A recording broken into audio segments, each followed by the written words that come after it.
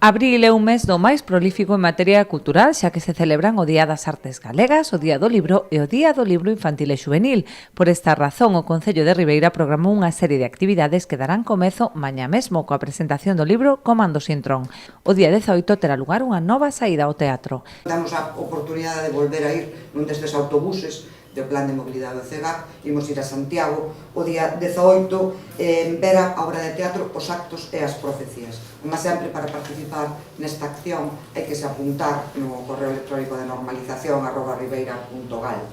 Despois continuamos ao longo do mes, vai haber máis accións para o público adulto e máis para o público infantil, pero rematamos no último xoves do mes con algo que conmemora precisamente o Día das Artes Galegas, neste 2 de abril que cadra a conmemoración na honra de Asorei. Parecía que nos íamos ter suficiente información como para agardar o fin do mes ter algo excepcional, que é Manuel Gago, o magnífico comunicador, investigador, para traballar no Consello da Cultura Galega, unha persoa daqui de Palmeira excepcional, como tantos palmeirenses.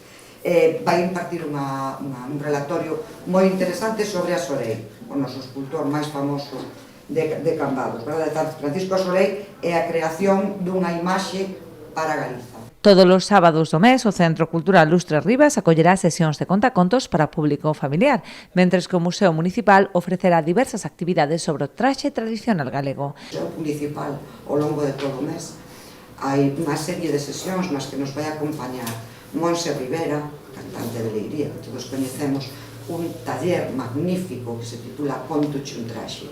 Monse conta e canta sobre o traxe tradicional galego e conta e canta no contexto das nosas miniaturas de traxe tradicional que temos no Museo Municipal de Ribeira.